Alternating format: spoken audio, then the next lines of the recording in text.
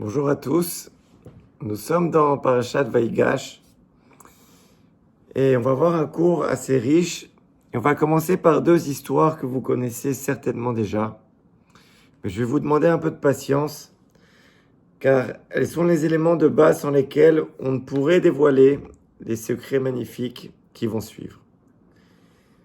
Cette histoire déjà très connue qui est cette Gemara dans Brachot d'Af Samer Amud Bet qui nous dit que Rabbi Akiva voyageait un jour et il avait avec lui trois choses, un âne, un coq et une lanterne. Il arrive dans une ville et il cherche un endroit pour passer la nuit, mais on ne le laisse pas entrer. Rabbi Akiva dit alors, Kolma de Avid Rachamana letav Avid. Tout ce que fait Hachem, c'est pour le bien.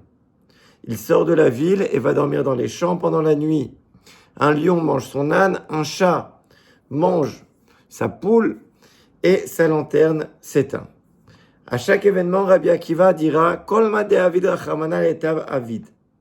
Le lendemain matin, il apprend que des bandits sont venus dans la ville pendant la nuit et ont capturé, brûlé et tué tout ce qu'ils avaient trouvé.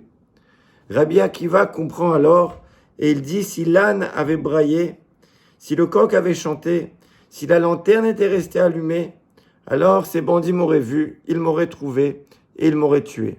Et maintenant je comprends, Kolma de Avid Rachamana letav Avid, tout ce que fait Hachem, c'est pour le bien. Une deuxième histoire qui est l'histoire de Nachum Ish Gamzu, qui était le Rav de Rabbi Akiva. On l'appelait ainsi car dans chaque situation, il disait Gamzu letova.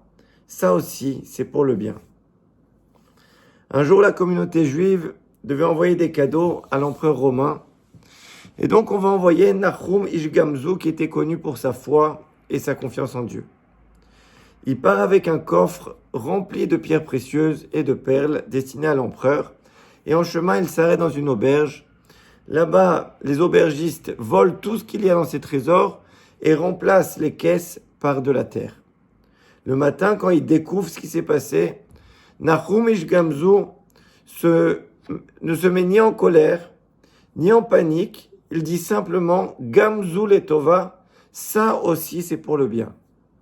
Il arrive devant l'empereur, on ouvre le coffret, l'empereur voit de la terre à la place des trésors et se met en colère. Il ordonne que Nachum Ish Gamzu soit exécuté.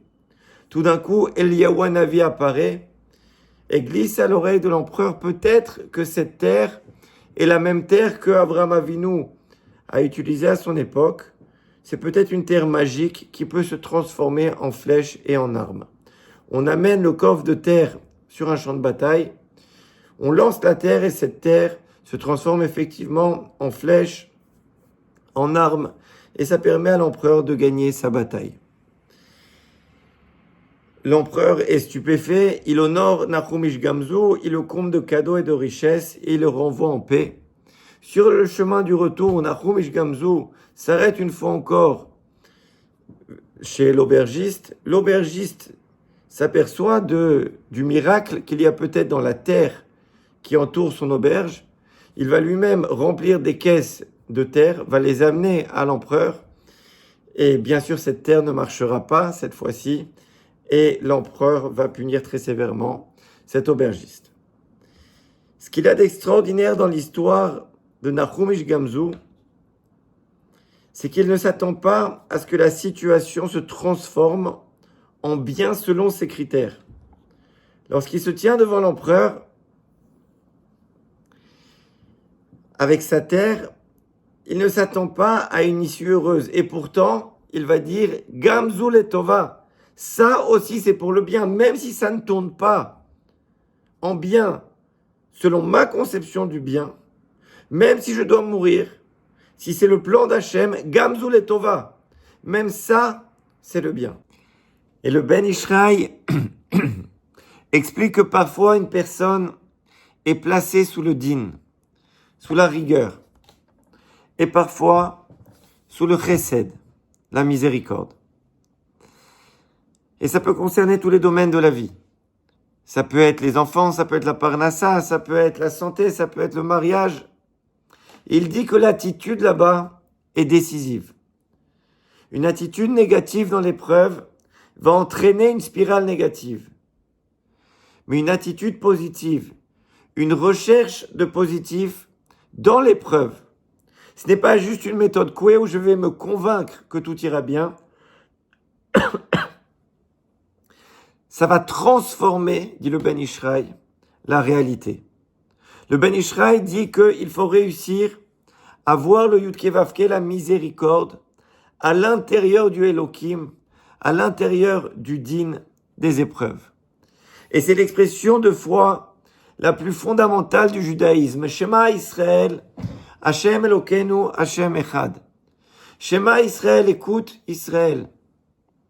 Hashem Elokeinu. Hashem Yud Kei Vav Kei, il est aussi Elohim Elokeinu. Il est aussi din.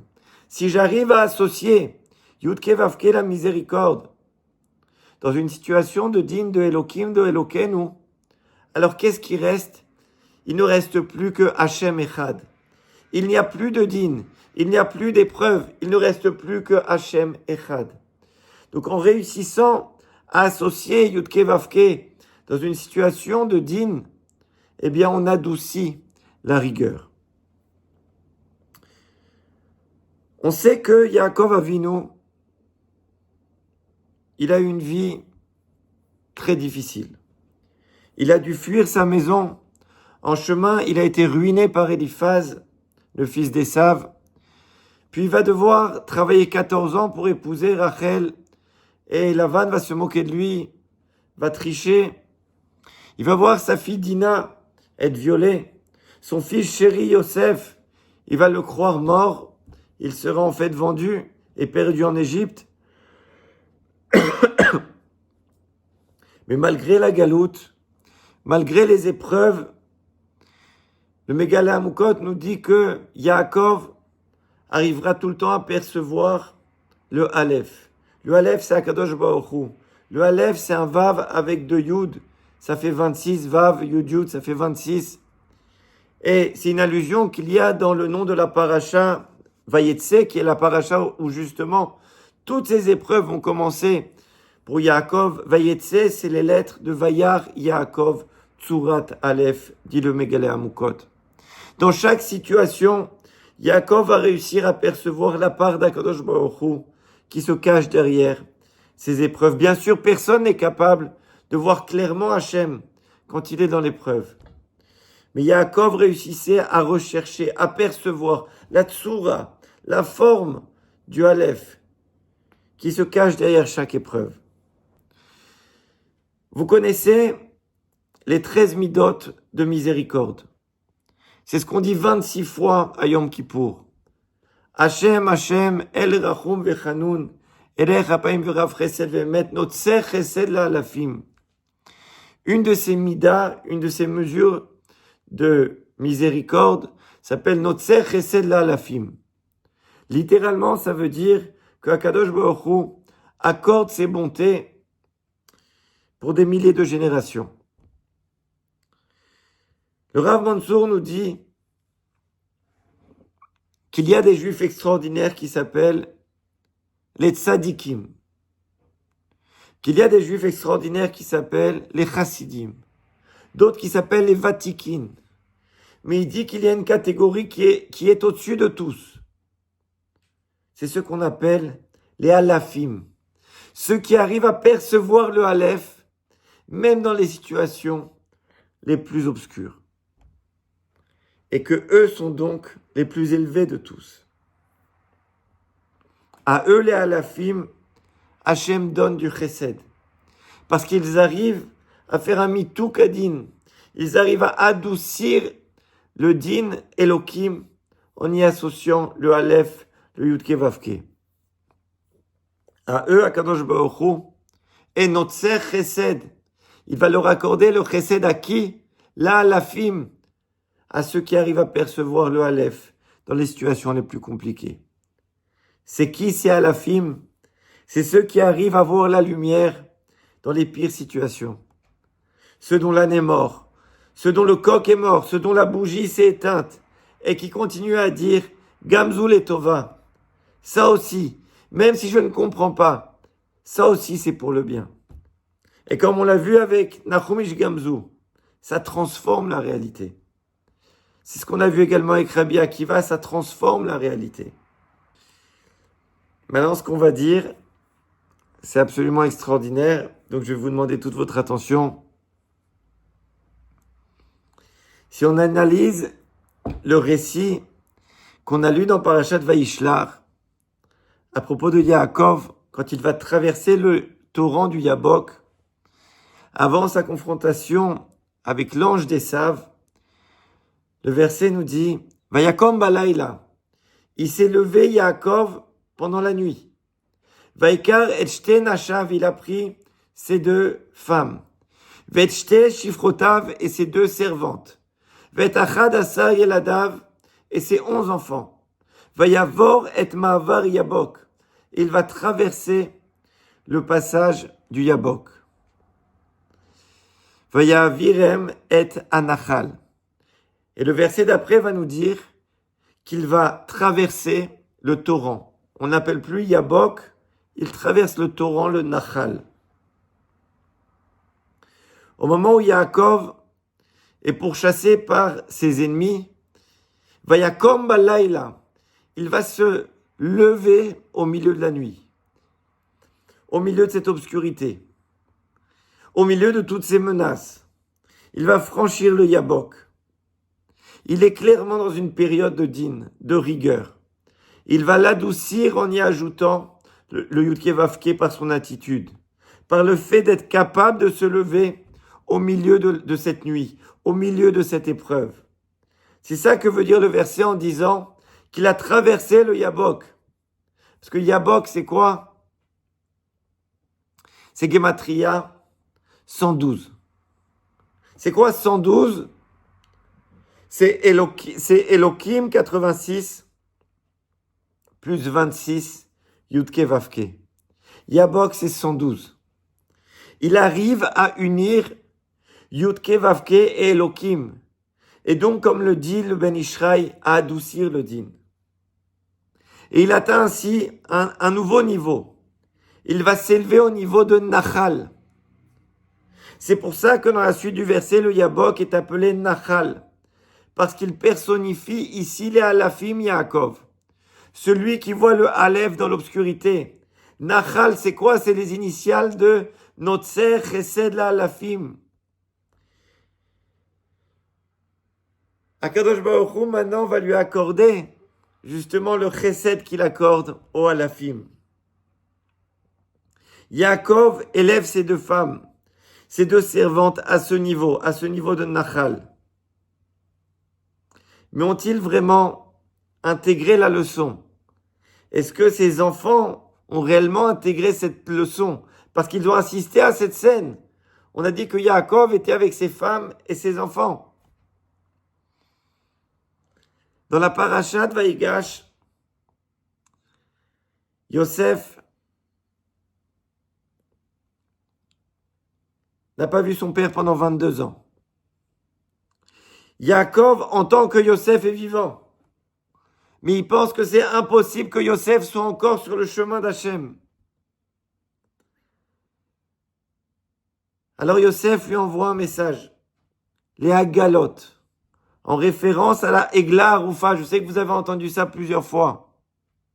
C'était le dernier passage qu'ils avaient étudié ensemble. Qu'est-ce qu'il dit ce passage de Egla Arufa?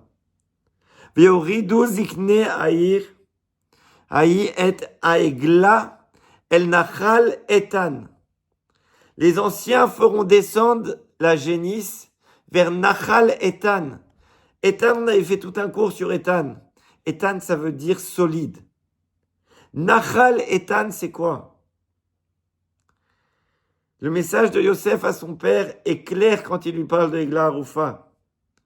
C'est comme s'il lui disait, tu te souviens, papa, quand tu fuyais Lavan et quand Esav te menaçait, tu nous as élevés au niveau de Nachal. Tu nous as appris que tout est pour le bien. Et c'est ça qui m'a permis de tenir en Égypte. Sans cette force de Halafim, Yosef n'aurait jamais pu tenir en Égypte. Sans cette conviction, comme le dit Rabbi Akiva, que Kolma de Avid Rachamana l'etav Avid, que tout est pour le bien. et que ce sera soit mieux demain, soit que, même si c'est ce qu'a décidé Akadosh Baruch Hu, eh ben même ça c'est pour le bien. Qu'il y a une lumière, un Aleph, au bout du tunnel, ou plus difficile, mais plus fort encore, comme on vient de dire, que Gamzoul est Tova, même si rien de bien à mes yeux ne ressort de cette situation, alors Gamzoul est Tova. Même ça c'est bon, car c'est le plan du roi des rois, du Melech HaMelachim, Akadosh Baruch Hu. Yosef était seul en Égypte. Il avait été vendu par ses frères. Il aurait pu se rebeller contre ses origines.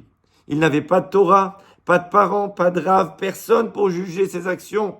Plongé dans les plus hautes sphères de l'impureté égyptienne, en étant d'une beauté incroyable et avec un pouvoir quasi infini en Égypte. Yaakov se demande comment Yosef a-t-il pu tenir. Yosef envoie le message à son père à travers l'allusion de Nachal Etan dans la Egla Arufa, qu'il est resté solide Etan dans la notion de Nachal, de Notser Chesed la Alafim, et que Hachem l'a gardé, car il a eu du Chesed envers lui, car il a fait partie, et il fait encore partie des Alafim, ceux qui arrivent à voir le Tov, même dans les situations les plus obscures.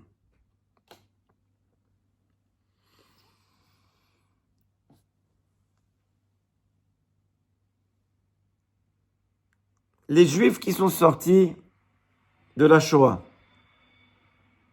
comment ont-ils pu continuer à vivre?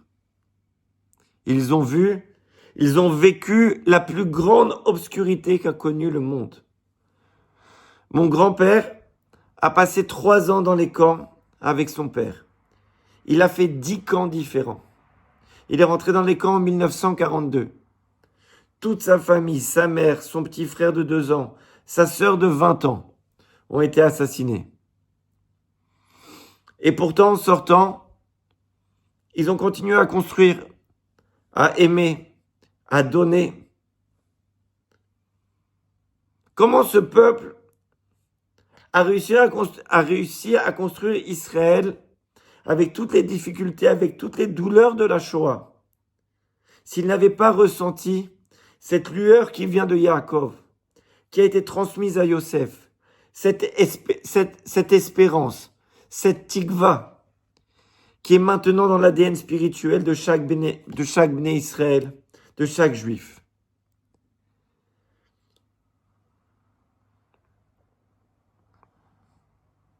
C'est là que faire partie des Alafim, c'est-à-dire croire, eh bien c'est contrairement à ce que les gens pourraient penser.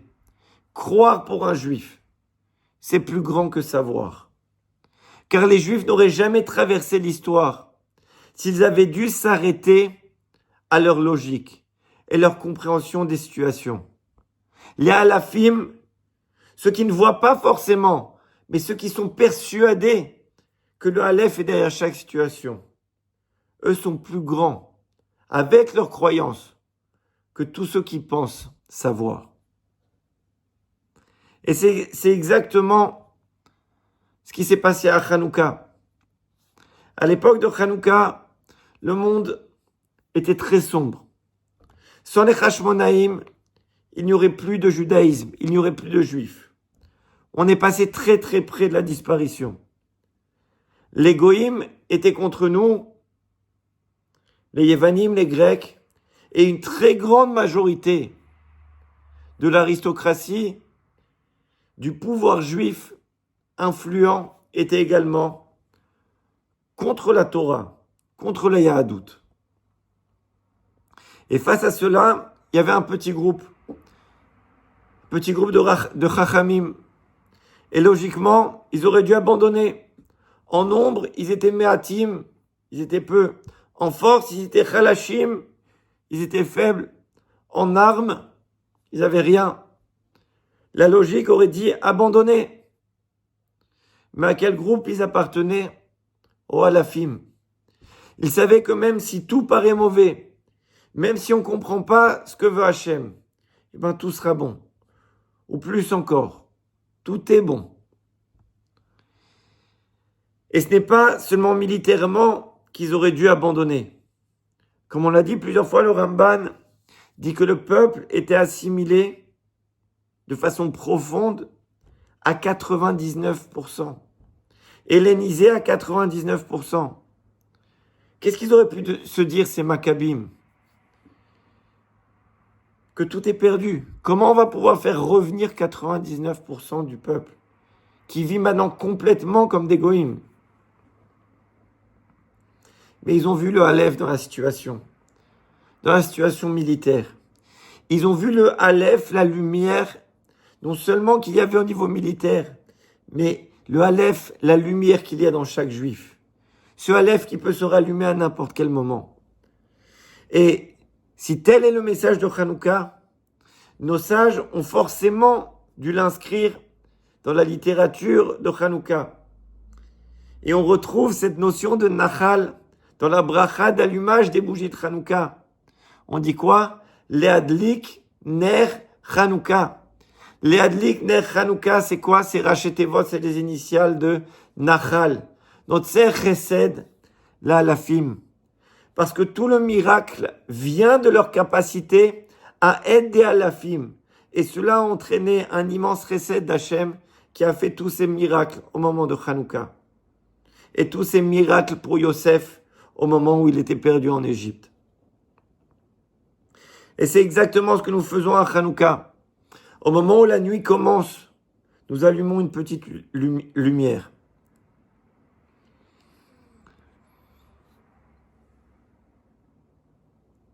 Le massacre qui a eu lieu en Australie pendant la fête de Hanouka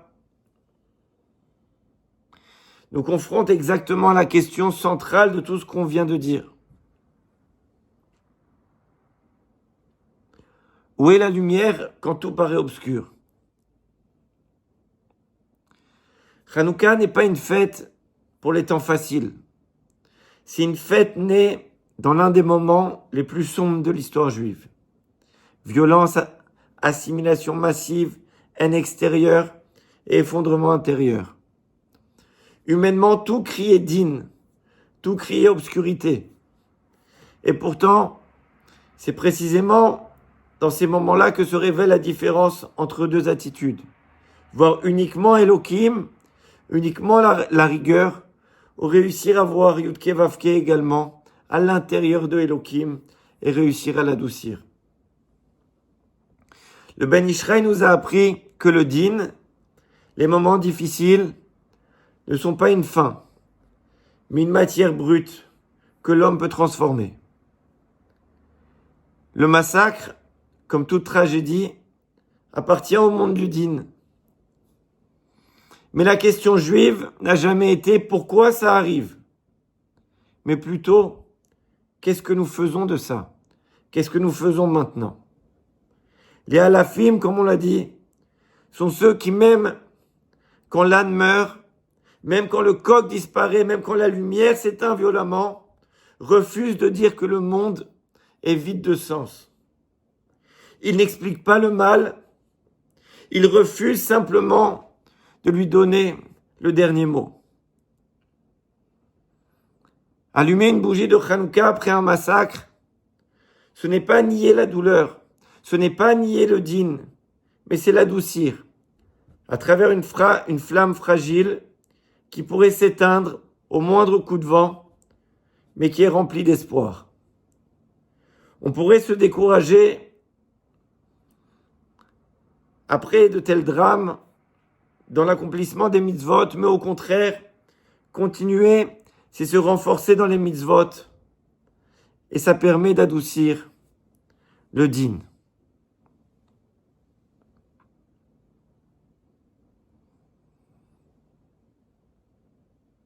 Le mot mitzvah s'écrit même Tzadi Vav He.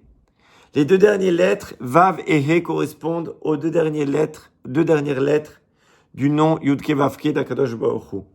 Les deux premières lettres, même Tzadi, correspondent à Yud He en Adbash. C'est une notion qu'on a expliquée plusieurs fois. Et donc, à chaque mitzvah que j'accomplis, on agit spirituellement pour adoucir le din. J'ai entendu de nombreux discours dans les jours qui ont précédé et certains m'ont profondément choqué par leur légèreté. Des gens disaient, c'est triste, 16 morts, mais ce n'est rien par rapport aux 2000 personnes qu'il y avait là-bas.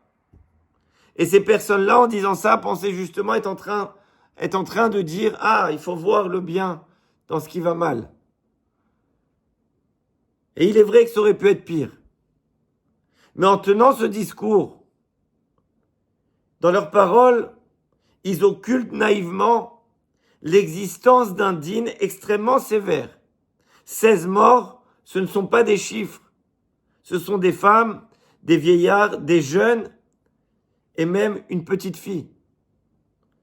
Vous savez, quand on essaie juste de mettre des chiffres, en fait, à qui on ressemble? Excusez-moi, mais on commence à ressembler aux nazis. Les nazis, ils ont transformé des âmes, ils ont transformé des humains et ils ont écrit des chiffres sur leurs bras. Quand on se met à transformer des noms, quand on se met à transformer des vies et qu'on les transforme juste en chiffres, c'est 16 morts, c'est 200 otages, c'est 6 millions de juifs. On occulte totalement la réalité. Au moment des otages, moi je disais souvent, prenez une liste et lisez les 200 noms d'otages.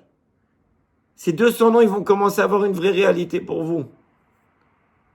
6 millions de juifs, essayez de prononcer 1000 noms. Et vous commencerez un peu à comprendre ce qu'est la réalité de 6 millions de juifs qui sont partis. C'est pas juste un chiffre.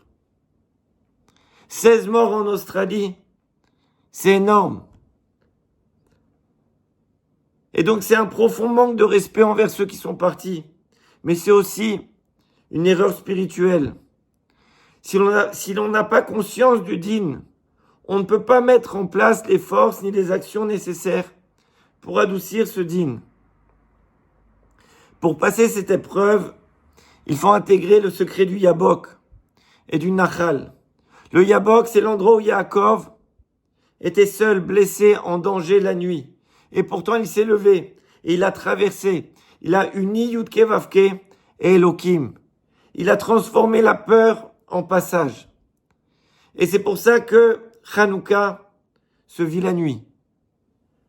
Pas au lever du soleil, pas quand tout est clair, mais quand le monde tremble.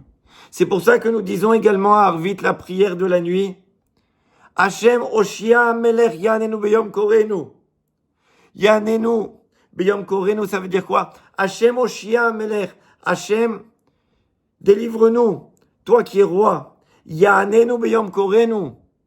Réponds-nous quand on fait appel à toi dans les moments difficiles. Yanenu Beyom Korenu, c'est Rachetevot, Yabok. Réponds-nous précisément quand nous crions dans l'obscurité. Alors allumez cette lumière après ce qui s'est passé en Australie.